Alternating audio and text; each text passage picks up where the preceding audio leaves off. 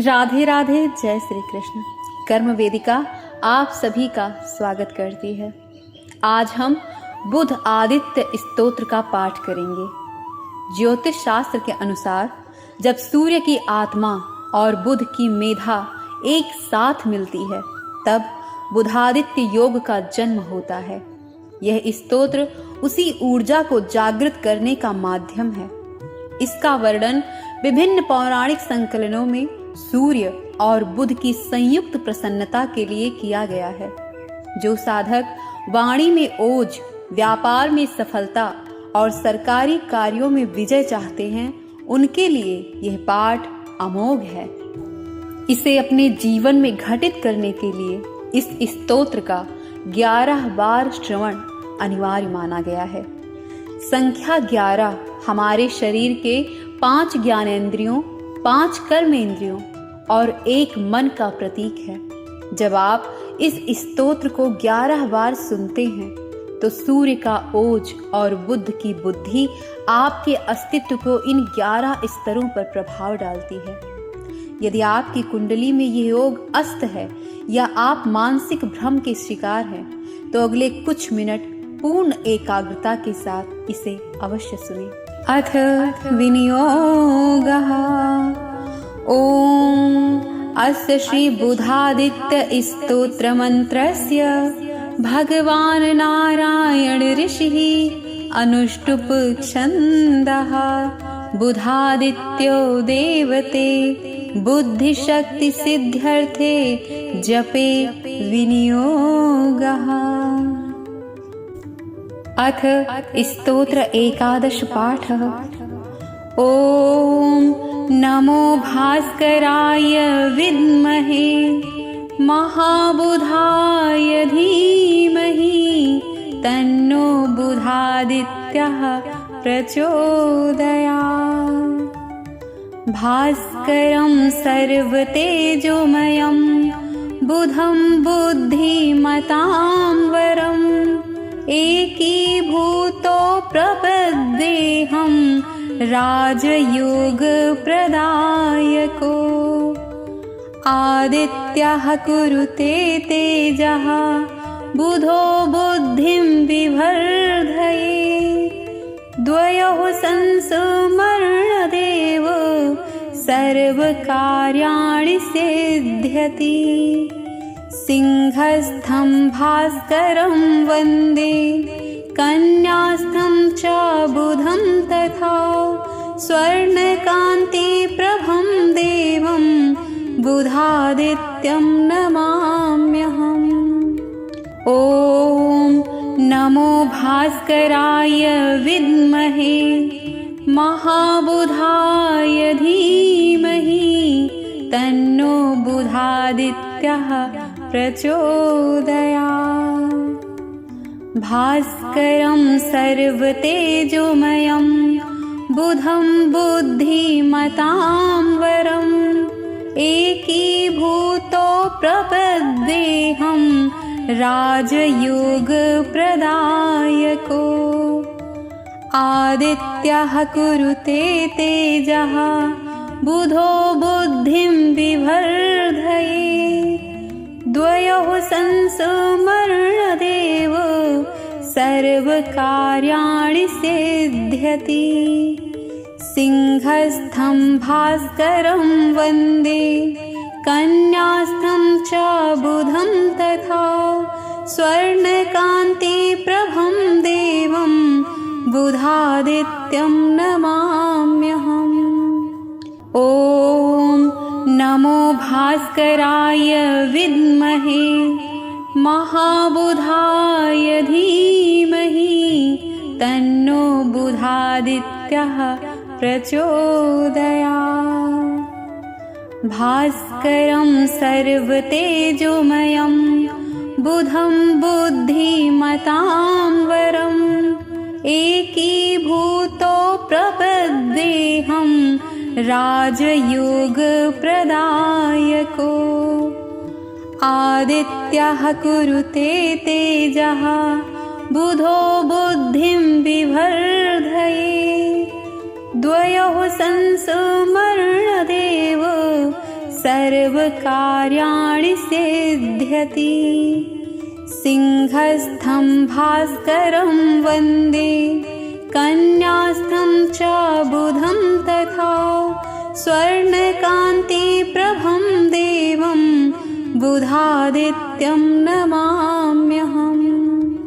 ॐ नमो भास्कराय विद्महे महाबुधाय धीमहि तन्नो बुधादित्यः प्रचोदयात्। भास्करं सर्वतेजोमयं बुधं बुद्धिमतां वरम् एकीभूतो प्रपद्येऽहं राजयोगप्रदायको। आदित्यः कुरुते तेजः बुधो बुद्धिं बिवर्धये। द्वयोः संसमर्णदेव सर्वकार्याणि सिद्ध्यति। सिंहस्थं भास्करं वन्दे कन्यास्थं च बुधं तथा स्वर्णकान्तिप्रभं देवं बुधादित्यं नमाम्यहम्। ॐ नमो भास्कराय विद्महे महाबुधाय धीमहि तन्नो बुधादित्यः प्रचोदयात्। भास्करं सर्वतेजोमयं बुधं बुद्धिमतां वरम् एकीभूतो प्रपद्येऽहं राजयोगप्रदायको। आदित्यः कुरुते तेजः बुधो बुद्धिं बिवर्धये। द्वयोः संसमर्णदेव सर्वकार्याणि सिद्ध्यति। सिंहस्थं भास्करं वन्दे कन्यास्थं च बुधं तथा स्वर्णकान्तिप्रभं देवं बुधादित्यं नमाम्यहम्। ॐ नमो भास्कराय विद्महे महाबुधाय धीमहि तन्नो बुधादित्यः प्रचोदयात्। भास्करं सर्वतेजोमयं बुधं बुद्धिमतां वरम् एकीभूतो प्रपद्येऽहं राजयोगप्रदायको। आदित्यः कुरुते तेजः बुधो बुद्धिं बिवर्धये। द्वयोः संसमर्णदेव सर्वकार्याणि सिद्ध्यति। सिंहस्थं भास्करं वन्दे कन्यास्थं च बुधं तथा स्वर्णकान्तिप्रभं देवं बुधादित्यं नमाम्यहम्। ॐ नमो भास्कराय विद्महे महाबुधाय धीमहि तन्नो बुधादित्यः प्रचोदयात्। भास्करं सर्वतेजोमयं बुधं बुद्धिमतां वरम् एकीभूतो प्रपद्येऽहं राजयोगप्रदायको। आदित्यः कुरुते तेजः बुधो बुद्धिं बिवर्धये। द्वयोः संसमर्णदेव सर्वकार्याणि सिद्ध्यति। सिंहस्थं भास्करं वन्दे कन्यास्थं च बुधं तथा स्वर्णकान्तिप्रभं देवं बुधादित्यं नमाम्यहम्। ॐ नमो भास्कराय विद्महे महाबुधाय धीमहि तन्नो बुधादित्यः प्रचोदयात्। भास्करं सर्वतेजोमयं बुधं बुद्धिमतां वरम् एकीभूतो प्रपद्येऽहं राजयोगप्रदायको। आदित्यः कुरुते तेजः बुधो बुद्धिं बिवर्धये। द्वयोः संसमर्णदेव सर्वकार्याणि सिद्ध्यति। सिंहस्थं भास्करं वन्दे कन्यास्थं च बुधं तथा स्वर्णकान्तिप्रभं देवं बुधादित्यं नमाम्यहम्। ॐ नमो भास्कराय विद्महे महाबुधाय धीमहि तन्नो बुधादित्यः प्रचोदयात्। भास्करं सर्वतेजोमयं बुधं बुद्धिमतां वरम् एकीभूतो प्रपद्येऽहं राजयोगप्रदायको। आदित्यः कुरुते तेजः बुधो बुद्धिं बिवर्धये। द्वयोः संसमर्णदेव सर्वकार्याणि सिद्ध्यति। सिंहस्थं भास्करं वन्दे कन्यास्थं च बुधं तथा स्वर्णकान्तिप्रभं देवं बुधादित्यं नमाम्यहम्। ॐ नमो भास्कराय विद्महे महाबुधाय धीमहि तन्नो बुधादित्यः प्रचोदयात्। भास्करं सर्वतेजोमयं बुधं बुद्धिमतां वरम् एकीभूतो प्रपद्येऽहं राजयोगप्रदायको। आदित्यः कुरुते तेजः बुधो बुद्धिं बिवर्धये। द्वयोः संसमर्णदेव सर्वकार्याणि सिद्ध्यति। सिंहस्थं भास्करं वन्दे कन्यास्थं च बुधं तथा स्वर्णकान्तिप्रभं देवं बुधादित्यं नमाम्यहम्।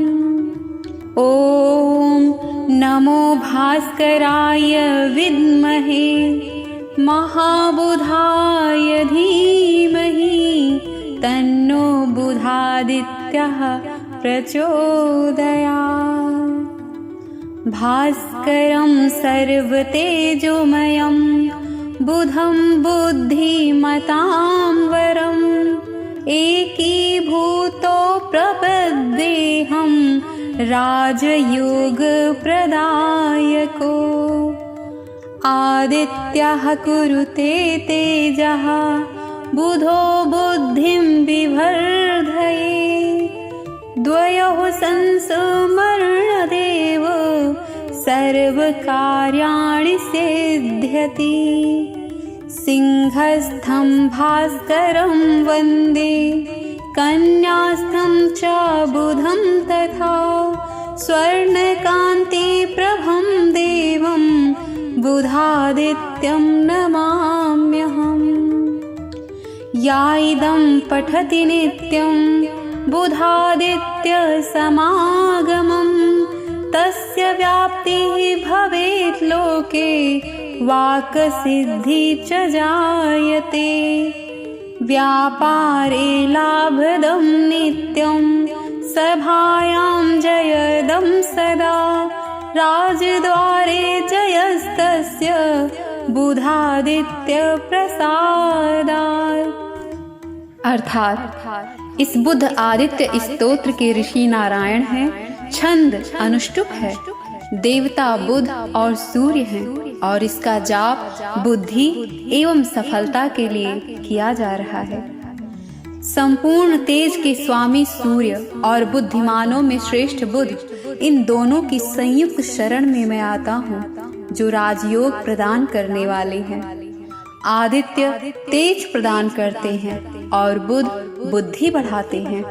इन दोनों के स्मरण मात्र से सभी कार्य सिद्ध हो जाते हैं। सिंह राशि के स्वामी सूर्य और कन्या राशि के स्वामी बुध, स्वर्ण के समान कांति वाले इन देवों को हम नमन करते हैं।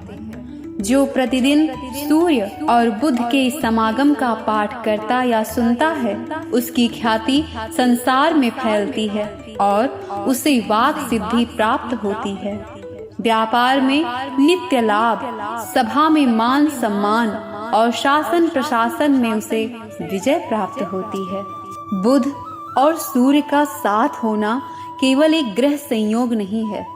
सूर्य हमारे शरीर की आत्मा है और बुध हमारा तंत्रिका तंत्र और बुद्धि।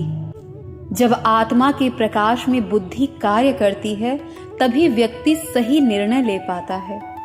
यदि आपकी कुंडली में ये योग अस्त है या कमजोर है, तो यह पाठ उसे सक्रिय करने की क्षमता रखता है।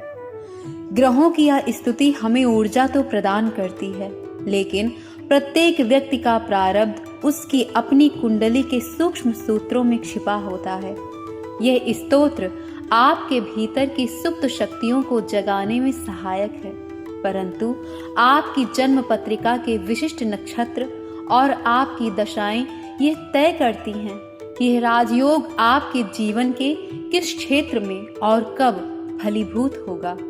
अपनी व्यक्तिगत ऊर्जा और ग्रहों के इस गणित को गहराई से समझने के लिए आप अपनी जन्म कुंडली के विश्लेषण हेतु परामर्श ले सकते हैं। याद रखिए, ज्ञान ही वह प्रकाश है जो हमें सही कर्म की ओर प्रेरित करता है। संपर्क सूत्र आपकी स्क्रीन पर आप दिख रहा होगा। मिलते हैं अगले वीडियो में, तब तक के लिए अपना और अपनों का ख्याल रखिए। राधे राधे, जय श्री कृष्ण।